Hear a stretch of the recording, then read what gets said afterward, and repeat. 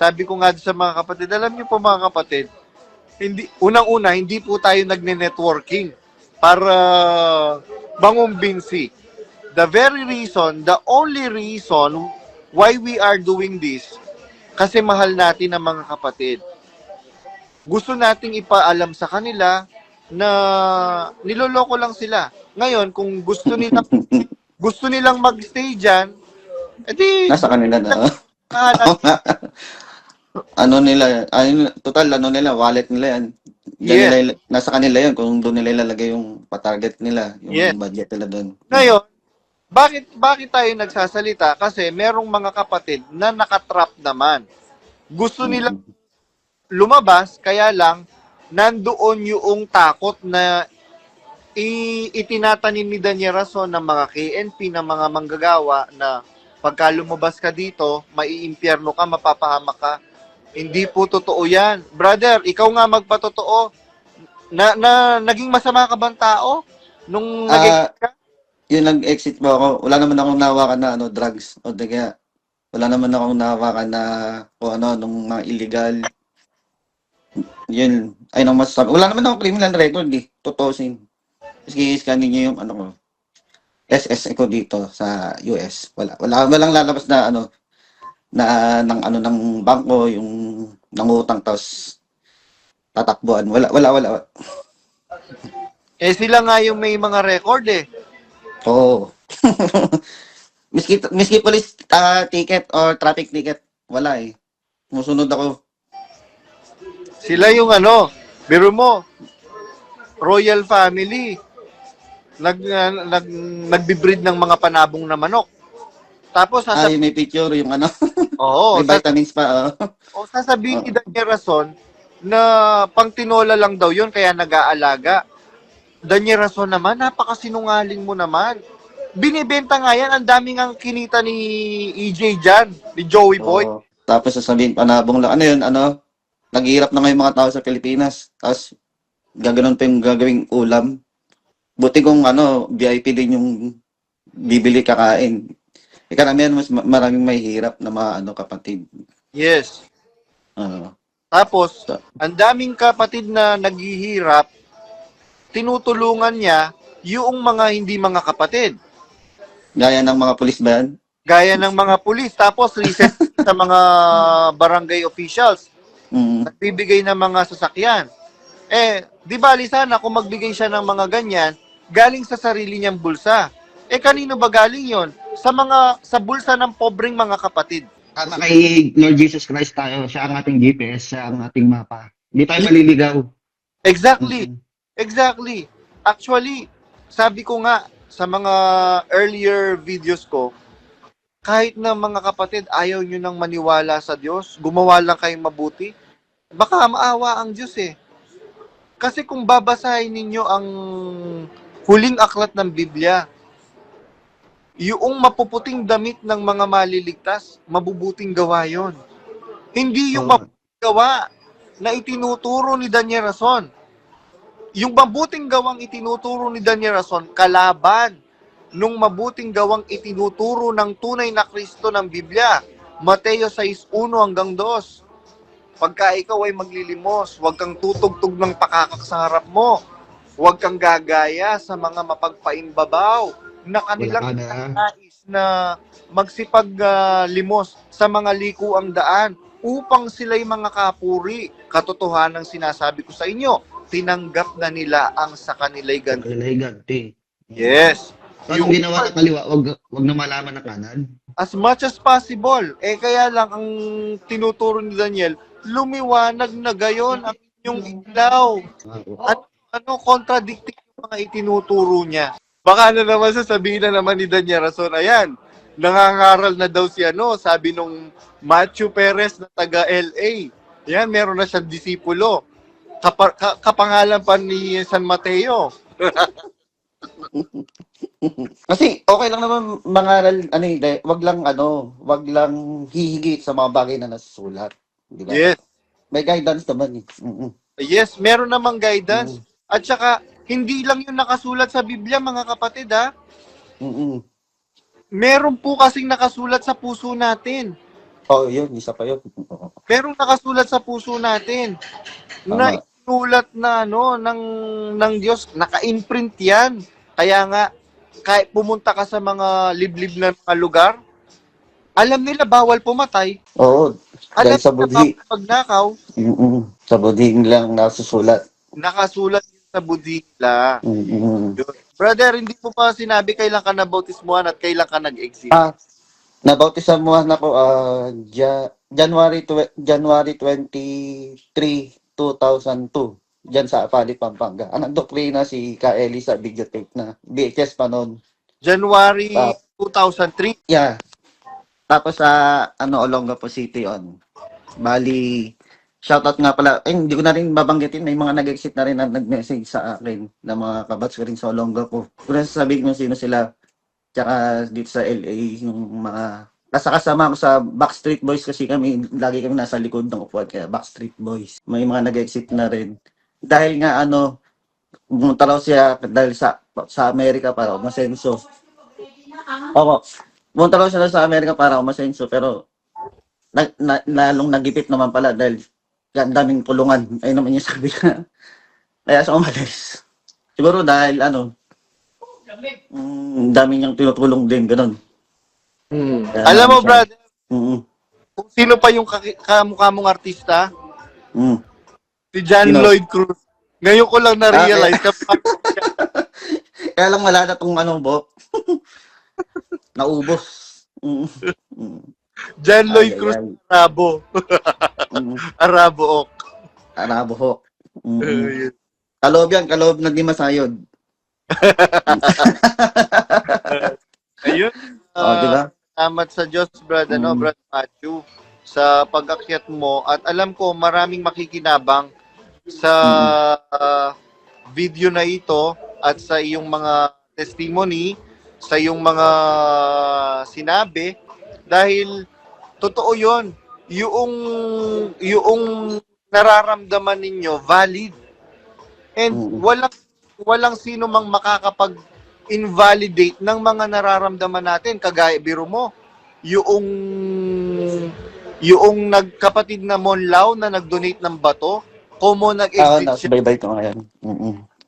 kumo nag-exit, Nabalitaan ko sa kanya. sinabihan na, no? Sinabihan na hindi daw credited yung ginawa niyang pagdodonate ng bato. Tapos napano pa siya sa niya, yung titirahan niya, parang napalayas pa, parang gano'n. Oo. Napilitan siyang biruin mo, sabi nga ng Kristo, ang sino mang magpainom ng isang sarong malamig na tubig sa pangalang alagad, hindi mawawala ang ganti sa kanya. Ito hindi naman nagpainom lang ng malamig na tubig. Ang ginawa niya, ibinigay niya yung bahagi ng kanyang pagkatao. At Ang sabi, nagpautang pa siya ng mahigit 1 milyon. Walang bayad-bayad. anumang bagay na ginawa ninyo ay hindi kalilimutan ng Panginoon. Exactly. Sabi sa Hebreo, Exactly. hindi lilimutin. Oo. Hindi lilimutin, kaya lang meron silang ginagamit na talata na pagka tumalikod ka daw, wala nang aalalahanin sa'yo. Kaninong tumalikod? Hindi naman siya tumalikod sa Panginoon eh. Tumalikod siya doon sa lideran. Correct. Tama. Ang ganda ng punto mo. Mm-mm. Hindi naman siya tumalikod dun sa Panginoon. Kanino siya tumalikod? Tumalikod siya dun sa leader na inililihis ang katotohanan para malaman ng kapatiran ang totoong kagustuhan ng Panginoon. Sabi ng Panginoon, huwag kayong magsisinungaling. Bakit? Kayo'y sa inyong amang diablo, ang nasa ng inyong ama, ibig ninyong gawin. Sa isang mamamatay tao, buhat pa ng una. Pag nagsasalita siya ng saganang kanya. Sapagkat siya isang sinungaling at ama nito. Ang palang ama ng mga sinungaling, si Satanas, yung ama nilang diablo. Sino nga yung ama ni Daniel Rason? Yung diablo. Alam nila yun. Kaya nababaliw si Daniel Rason Tsaka sa mga nais magsalita yan, may mga bad experience, huwag kayo matakot. Mag-guest kayo rito kay JR Badong, kala CJ Perez, kala Brad A. Sposen Banda. nakakatulong yan nakakatanggal ng stress, kumbaga na ilalabas mo yung sa loobin mo, parang therapy. Therapy. Oo. At hindi nyo lang mailalabas yung masama ng loob niyo. Makakatulong din kayo sa iba na makakapanood, makakapakinig para lumabas din sila sa ganyang mali na yung samahan. Yes. Alam mo ba, Brad Mm. Macho, kahit meron kang sinasabi, sorry, nasabat kita. Mm. Merong mga kapatid sa Australia, Sige. gusto nila magsalita, kaya lang natatakot sila because tinatakot sila na kakasuhan sila. Ngayon, merong nagano sa akin na closet na kapatid. Sabi niya, Brad Badong, paano sila hindi naman lawyer si Noemi Baking.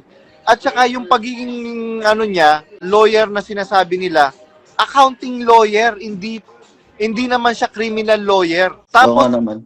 yung Galing niya.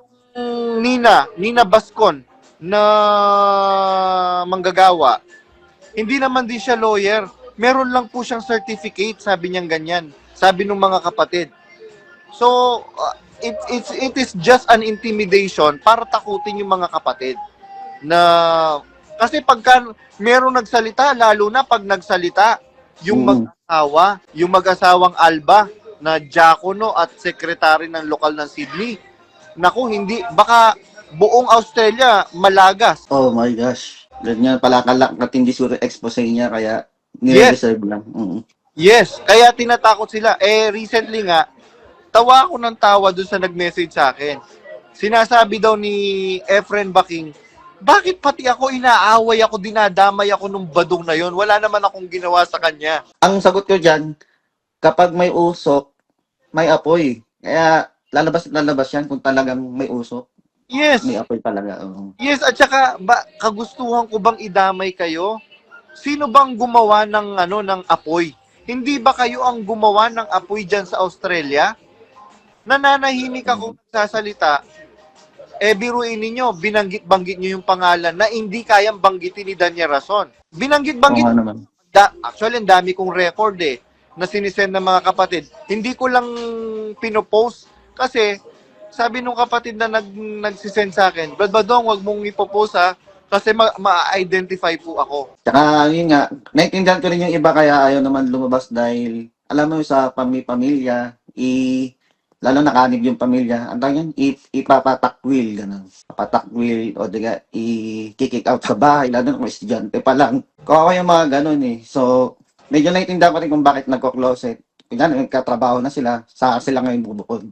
Yes. Mga gano'n. At saka merong mga kapatid na nag-message sa akin, Badong, kami po mag-asawa, na po kami, decided na po kaming mag-exit. Kaya lang po hindi kami makapag-exit kasi yung pong anak po namin, therapy po niya yung meron po siyang mahina po yung kanyang